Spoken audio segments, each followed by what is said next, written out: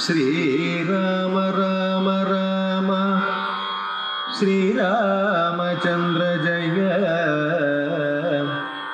ശ്രീരാമ രാമ രാമ ശ്രീരാമഭദ്ര ജയ.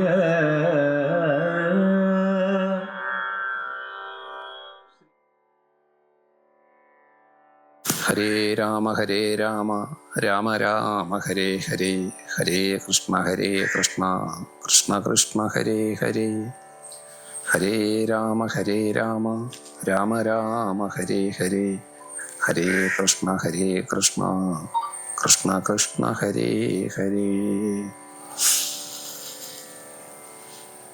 രാമായണ കഥയിലെ അത്യധികം ഹൃദയസ്പർശിയായൊരു രംഗമാണ് ഗുഹസംഗമം.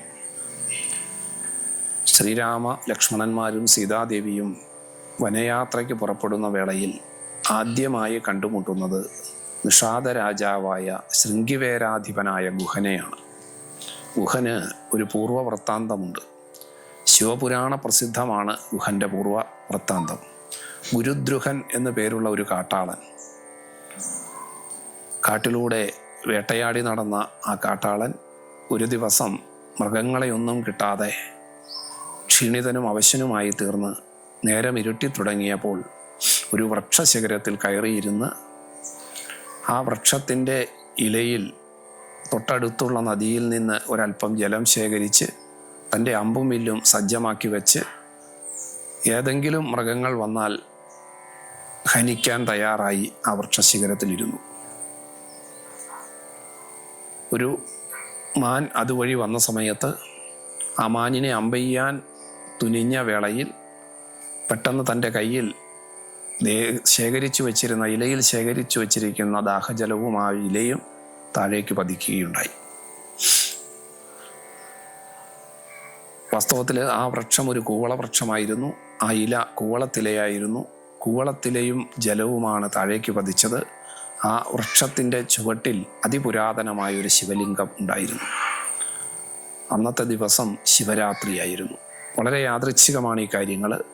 ആ ശിവരാത്രിയുടെ വിശിഷ്ടവേളയിൽ പുരാതനമായ ശിവലിംഗത്തിൽ കൂവളാർച്ചനയും ജലധാരയും നിർവഹിക്കുകയാണ് ആ കാട്ടാളൻ താൻ അറിയാതെ ചെയ്തത്. ഭയന്നോടിപ്പോയ ആ മാൻ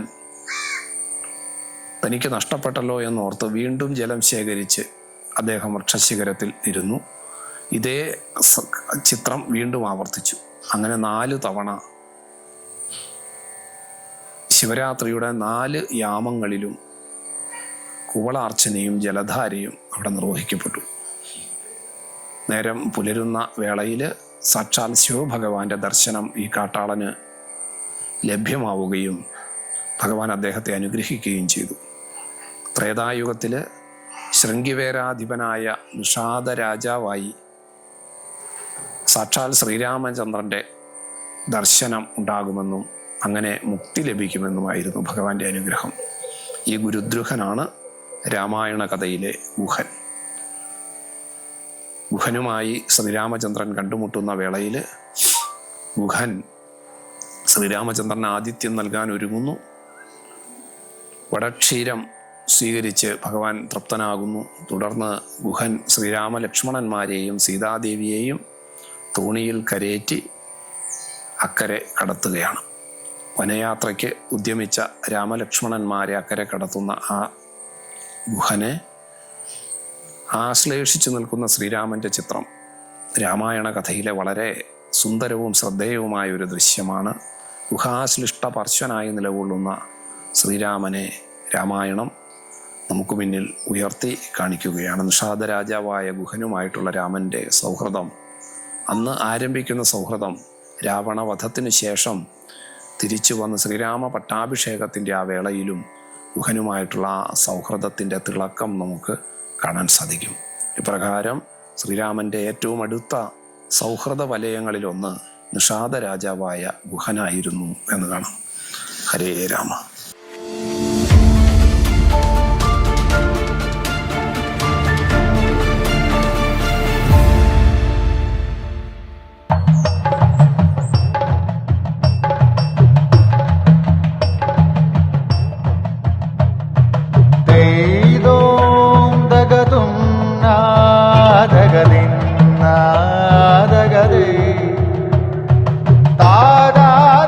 Relax.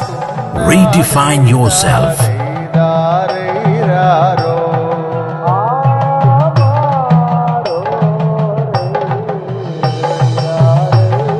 Green Planet Hotel, near Kannur Airport, Mattannur.